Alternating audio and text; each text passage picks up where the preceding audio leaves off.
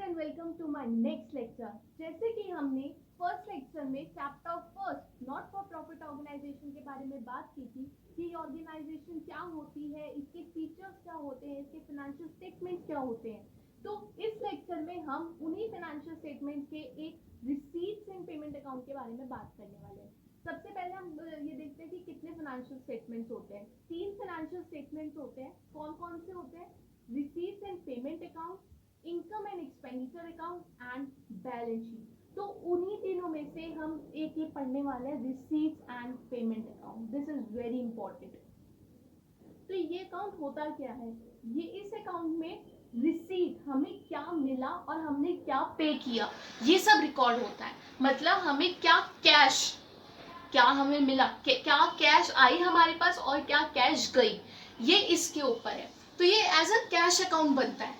तो जैसे हमने 11th में पढ़ा था ना कैश अकाउंट, तो उसमें मॉडर्न अप्रोच पढ़ा था। उसमें क्या पढ़ा था कि जब हमारे पास कैश आती है तो हम उसको क्या करते हैं, डेबिट करते हैं। और जब हमारे पास से कैश जाती है, जब हम पेमेंट करते हैं कैश की, तो वो क्या होता है, क्रेडिट होता है। तो इस अकाउंट में लेकिन एक बात है, इस अकाउंट में कैश और बैंक दोनों के हम रिकॉर्डिंग करते हैं कि बैंक में से क्या गया, बैंक में हमारे क्या आया, क्या कितना अमाउंट आया, ये सब इसमें हम रिकॉर्ड करते हैं। तो ये किस बेसिस पे हम इसमें रिकॉर्ड कर रहे हैं? It is cash basis of accounting. कि हम सिर्फ हमें ये जो हमें मेन इंपॉर्टेंट देखना है ना, यही देखना है कि हमारे पास क्या कैश आया है और क्या कैश गया है। बाकी सब चीजें कुछ भी नहीं देखनी। चाहे हमारे पास इस साल का आया है या पिछले साल का आया है, कोई पेमेंट बची थी वो पिछले साल की आई, तो वो भी हम जब हमें मिली है ना, उसी डेट को हम इसमें रिकॉर्ड करते हैं। इस अकाउंट का जो मेन फोकस होता है ना, वो सिर्फ कैश पे होता है, या जो हमारे पास अमाउंट आई है ना, जो पैसा आया है उस पे होता है मेन हमारा फोकस कि हमारे पास क्या आया और क्या गया। ये हमें फर्क नहीं पड़ता कि वो पिछले साल का हमारे पास पेमेंट आई है या नेक्स्ट ईयर की आई है या इसी साल की आई है। ठीक है, जब हमारे पास आई है हम उसी साल में, उसी अकाउंटिंग ईयर में हम उसे रिकॉर्ड करते हैं। तो ये रिसीट्स एंड पेमेंट अकाउंट है। ठीक है, includes cash as well as bank. तो इसमें हम कैश भी करेंगे और बैंक भी, दोनों की हम रिकॉर्डिंग करते हैं कि हमारे पास क्या आया और क्या गया। तो इसमें हम एक बात ध्यान देने वाली है, तो इसमें हम एडजस्टमेंट्स तो करेंगे ही नहीं। एडजस्टमेंट्स करेंगे ही नहीं, मतलब कि जो आउटस्टैंडिंग पेमेंट है, ठीक है, जो प्रीपेड एक्सपेंसेस है, एक्रूड इनकम है, जो इनकम रिसीव्ड इन एडवांस है, उसकी ट्रांजेक्शन्स होंगी ही नहीं। क्यों? क्योंकि इसमें कैश इन्वॉल्व ही नहीं है। ठीक है, तो इसलिए इसमें एडजस्टमेंट्स नहीं होती हैं। इसमें एडजस्टमेंट्स हम रिकॉर्ड नहीं करते हैं। जिसमें कैश इन्वॉल्व है, जी हमारे पास ये पैसा आया और ये गया, ये हम रिकॉर्ड करते हैं। तो जो हमने 11th में पढ़ा था कैश अकाउंट, उसी की तरह है ये। ठीक है, तो उसमें हम मॉडर्न अप्रोच पढ़ा था कि हमारे पास कैश आया तो डेबिट कर दो और जब गया तो क्रेडिट कर दो। वही फॉर्मूला इसमें यूज होने वाला है। तो अब आइए हम अब देखते हैं कि अकाउंट कैसे बनता है और फिर हम इसका एक क्वेश्चन भी करेंगे। तो इसलिए अब आपका फुल कंसंट्रेशन यहीं पे होना चाहिए। तो आइए अब हम देखते हैं कि इसका फॉर्मेट कैसे बनता है। तो सबसे पहले receipts and payment account for the year ended. और एक बात, ये ना साल के अंत में ही बनता है, ये काउंटिंग पीरियड के एंड में ही बनता है, ये मिड में नहीं बनता है, या जब हमारे पास पेमेंट आई हम तभी रिकॉर्ड नहीं कर सकते। ठीक है, हम ये एंड में ही करते हैं। तो आइए अब हम देखते हैं कि ये कैसे बनता है। सबसे पहले फर्स्ट कॉलम होगा रिसीट्स, ये डेबिट और ये क्रेडिट। ठीक है, रिसीट्स क्यों? मॉडर्न अप्रोच से अगर हमने देखा था तो जो हमारे पास आया, जब हमारे पास कैश आता है तो हम उसको क्या करते थे, डेबिट करते थे ना। तो इसलिए यहाँ पे रिसीट्स, देन यहाँ पे अमाउंट, ओके, फिर यहाँ पे क्या आएगा, पेमेंट्स, देन अमाउंट। तो receipts, amount, payments, amount, debit, credit. Debit में जो हमारे पास कैश आएगा वो आएगा, और जो हमारे पास से कैश जाएगा वो पेमेंट साइड में आएगा, क्रेडिट साइड में। तो अब हम स्टार्ट कैसे होता है, ओपनिंग बैलेंस से स्टार्ट होगा ना कैश के, टू बैलेंस पीडी।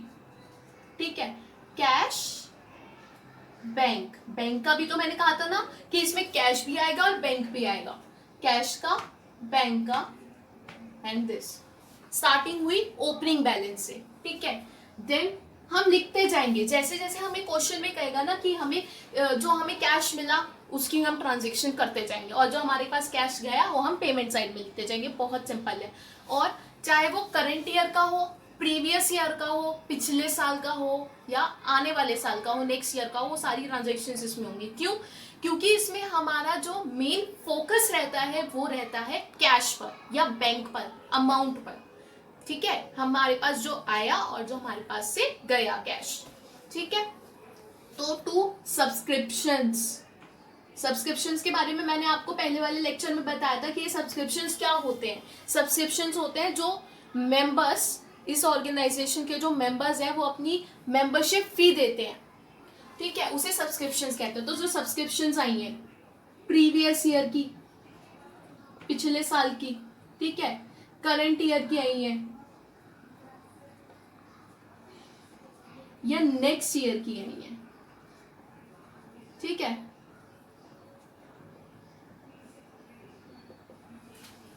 ठीक है, और कुछ भी आया है, डोनेशंस आई हैं, वो भी आ जाएंगी। और इसमें इसका भी ध्यान नहीं रहता कि ये रिवेन्यू नेचर का है या कैपिटल नेचर का है। हम इसमें ये भी ध्यान नहीं रखते रिवेन्यू नेचर या कैपिटल नेचर का है। ठीक है, रिवेन्यू नेचर मतलब उसके जो बेनिफिट्स हैं वो एक ही साल में खत्म हो जाएंगे, तो वो रिवेन्यू नेचर का हुआ। कैपिटल नेचर का हुआ कि उसके जो बेनिफिट्स हैं वो एक साल से ज्यादा चलेंगे, तो वो कैपिटल नेचर का हुआ। तो इसमें हम ये भी ध्यान नहीं रखेंगे कि वो रिवेन्यू नेचर का है या कैपिटल नेचर का है। इसमें सिर्फ हम ये ध्यान रखेंगे कि हमारे पास क्या कैश आया और हमारे पास से क्या कैश गया। Next, to life membership fees. Life membership fees, इसका मतलब कि हम जितने और उस ऑर्गेनाइजेशन के मेंबर्स हैं, हमारी पूरी मेंबरशिप की हमने फीस दे दी। मतलब उसका जो हमें बेनिफिट मिलेगा वो एक साल के बाद मिलेगा ना, तो ये कैपिटल नेचर का हुआ। तो इसमें हम ध्यान ही नहीं रखेंगे कि वो रेवेन्यू नेचर का है या कैपिटल नेचर का है, इसलिए हम इसे भी यहाँ पे रिकॉर्ड कर लेंगे। ऐसे ही हम ट्रांजेक्शन्स करते जाएंगे जैसे जैसे हमें क्वेश्चन कह रहा है। अगर हमारे पास कैश आया तो डेबिट कर देंगे, और अगर कैश गया तो पेमेंट कर देंगे। ठीक है, अब हम पेमेंट्स का देखते हैं। पेमेंट का देखें हम साइड में कि हमारे पास से क्या क्या जाएगा। अब हम पेमेंट साइड का देखते हैं। यहाँ पे बाय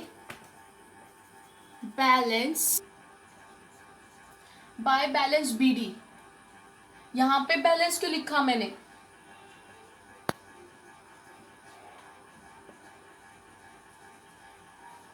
बैंक ओवरड्राफ्ट। बैंक का क्रेडिट बैलेंस भी तो हो सकता है ओपनिंग, तो इसलिए यहाँ पे बाय बैलेंस बीडी या तो ये होगा या तो ये होगा। ठीक है, अब नेक्स्ट बाय सैलरीज। हमने सैलरी दे दी लोगों को जो मेंबर्स हैं, रेंट दे दिया, हमने बुक्स खरीद ली, बुक्स खरीदी ना तो पेमेंट तो करी ना कैश की। ठीक है, और ये कैपिटल नेचर का हुआ, लेकिन फिर भी हमने इसमें रिकॉर्ड करा क्योंकि इसमें से हमारे पास पेमेंट गई है हमारे पास से। बाय स्टेशनरी, ठीक है, बाय टेलीफोन एक्सपेंसेस, मतलब हमारे पास से जितनी भी पेमेंट हो रही है ना कैश की या बैंक में से भी हो रही है, तो हम वो पेमेंट साइड में दिखाएंगे, क्रेडिट साइड में। ठीक है, क्रेडिट साइड में क्यों दिखाएंगे? क्योंकि अकॉर्डिंग टू मॉडर्न अप्रोच हमने क्या पढ़ा था, ये तो एक एसेट अकाउंट है ना, कैश अकाउंट, जिसमें कैश और बैंक दोनों के बैलेंसेस आते हैं। तो इसीलिए हमने मॉडर्न अप्रोच को देखते हुए डेबिट साइड में जो हमारे पास आया रिसीट, ठीक है, और जो हमारे पास से गया पेमेंट करी, वो क्रेडिट साइड में आता है। तो मतलब यहाँ पे मिसलेनियस पेमेंट्स, जितनी भी हमारी पेमेंट्स हुई हैं वो सारी क्रेडिट साइड में आ जाएंगी। नो मैटर कि वो करंट ईयर का है, प्रीवियस ईयर का है या नेक्स्ट ईयर का है, या वो रिवेन्यू नेचर का है या कैपिटल नेचर का है, नो मैटर। इसमें हमें अपना मेन फोकस किस पे रखना है, कैश पे या बैंक पे। ठीक है, अब यहाँ पे मिसलेनियस पेमेंट जितनी भी पेमेंट्स होगी, फिर यहाँ पे बैलेंस लिख दो, बाय बैलेंस सीडी, कैश या बैंक। ठीक है, खलास खत्म। बट जब हमने बैंक ओवरड्राफ्ट लिया था, तो हमारा बैलेंस इस साइड आएगा ना, डेबिट साइड। ठीक है, यहाँ पे आ गया to balance BD. In case अगर वो बैंक ओवरड्राफ्ट है तो bank overdraft, then this account will be closed. आया समझ में? या तो ये होगा, मैं ये नहीं कह रही, या तो ये होगा या ये होगा। अब भाई तूने उधार ले लिया उससे, बैंक से, तो हमारा बैलेंस क्रेडिट हो गया ना, हमें उसे पेमेंट देनी पड़ेगी ना बाद में, तो यहाँ पे इसका बैलेंस क्रेडिट हो गया और क्लोजिंग बैलेंस डेबिट हो गया। आ गया समझ में? तो जो हमारे पास कैश आएगा या जो हमें रिसीव्ड होगा वो डेबिट साइड में, और जो हमारे पास से पेमेंट जाएगी वो क्रेडिट साइड में, चाहे वो किसी भी नेचर का हो, रेवेन्यू नेचर का हो या कैपिटल नेचर का हो। ओके, तो अब हम इससे रिलेटेड एक क्वेश्चन करेंगे, तब आपको बहुत क्लियर हो जाएगा कि मैं क्या कहना चाह रही हूँ या क्या है, बहुत अच्छे से समझ आ जाएगा। तो आइए अब हम क्वेश्चन करते हैं। ये है पेज नंबर 1.55 पर, जो आपकी स्क्रीन पे भी दिख रहा होगा। नीचे का पैर आ रहा है अभी।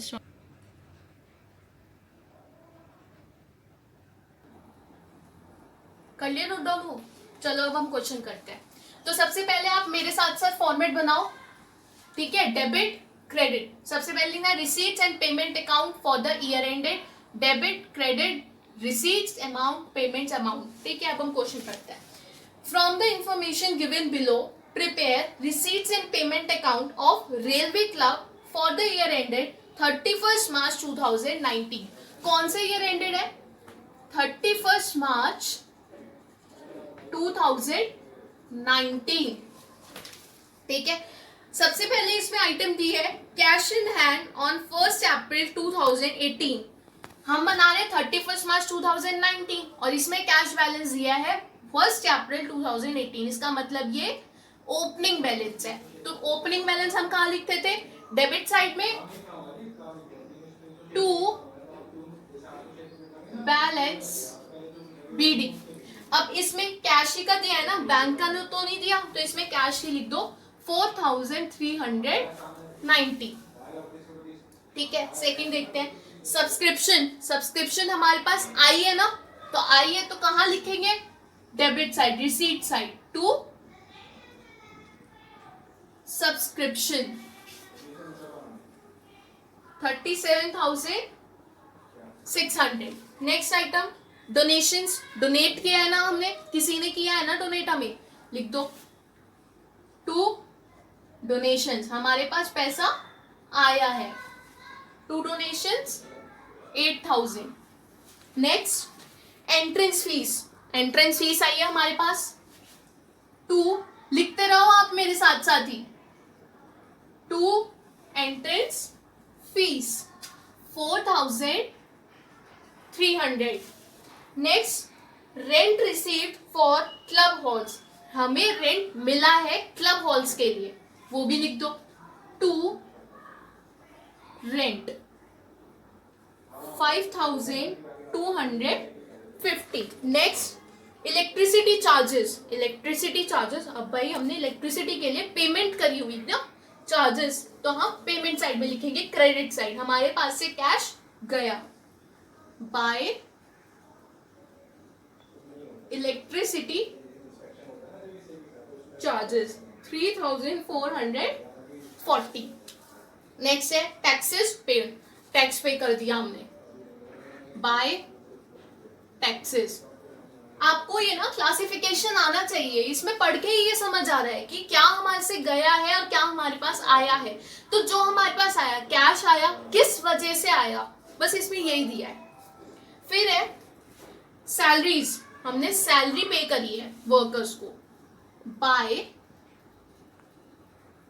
Salaries 21,500। Next honorarium to secretary. Honorarium भी सैलरी की तरह ही होता है, लेकिन वो सैलरी नहीं होती।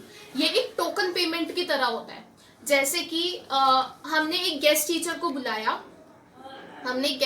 को बुलाया लेक्चर अटेंड करने के लिए, तो हमने उसे कुछ पेमेंट दी, तो वो सैलरी नहीं कहलाएगी, वो क्या कहलाएगी, होनोरेरियम।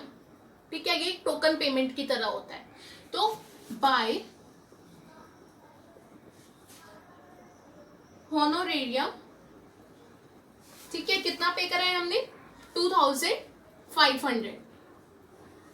Next, interest received on investments, हमें इंटरेस्ट मिला है हमारी इन्वेस्टमेंट्स पे, तो हमें मिला है मतलब कैश आया है ऑर्गेनाइजेशन में ना, तो वो किस साइड आएगा, debit side. To interest receive on investments, ठीक है, ये आपको पूरा लिखना पड़ेगा पेपर में, 2950। नेक्स्ट, प्रिंटिंग एंड स्टेशनरी, मतलब हमने प्रिंटिंग स्टेशनरी खरीदने के लिए पैसे कैश दिया, पेमेंट करी, बाय प्रिंटिंग एंड, या पूरी स्पेलिंग लिखोगे इसके, ठीक है, 350। नेक्स्ट, पेटी कैश एक्सपेंसेस। पेटी कैश एक्सपेंसेस मतलब कि हमने छोटे मोटे जो एक्सपेंसेस होते हैं ना, बहुत छोटे मोटे कैश के एक्सपेंसेस, ठीक है, वो करें हमने, तो बाय पेटी कैश एक्सपेंसेस, कितने करे हैं वो हमने, 900। Next, insurance premium paid, insurance premium हमने पे कर दिया, वो भी लिख दो यहाँ पे, by insurance premium paid, paid नहीं आएगा sorry, by insurance premium account. Next, कितना अमाउंट है, 310, ठीक है। अब हम इसमें क्लोजिंग बैलेंस निकालेंगे, अब हम इसे बैलेंस करेंगे, चलो मेरे साथ साथ करो आप भी।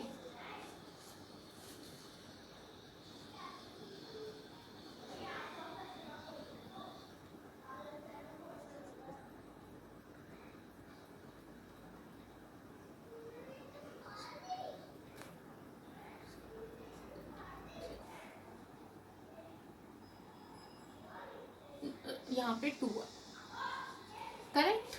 अब हम इस साइड का करते हैं, 0 हम यहाँ पे लिख लेते हैं पहले, 13, 5,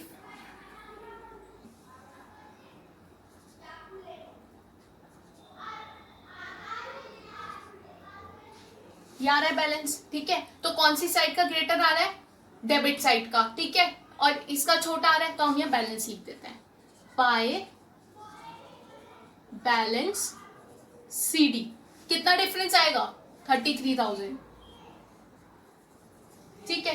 तो अब हम यहाँ पे यही लिख देंगे, यही वाला बैलेंस, ये हमने अपनी कन्वीनियंस के लिए किया था।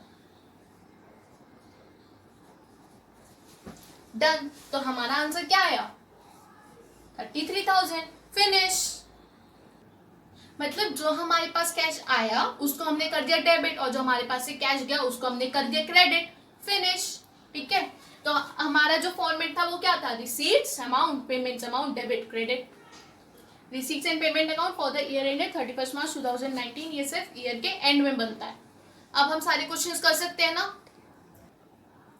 अब हमने इसमें देखा रिसीट साइड में कि जो हमारे पास से कैश आया वो सब हमने लिख दिया डेबिट साइड पे, subscription, donations, entrance fees, rent, interest on investments, means जो हमारे पास कैश आया वो सब हमने लिख दिया डेबिट साइड में। और जो हमारे पास से पेमेंट हुई, electricity charges, taxes, salaries, printing and stationery, miscellaneous payments, जितने भी हमने पेमेंट्स करी वो सारी आ जाएंगी क्रेडिट साइड में। क्लियर, बहुत ही सिंपल अकाउंट है ये, बहुत ही सिंपल अकाउंट है, बस आपको थोड़ा सा समझने की जरूरत है और कुछ भी नहीं है इसमें। इसमें कुछ क्वेश्चंस और है, वो भी हम आगे के लेक्चर्स में देखेंगे। उससे पहले please like, share, comment and subscribe my channel Shruti classes. Thank you for watching this video.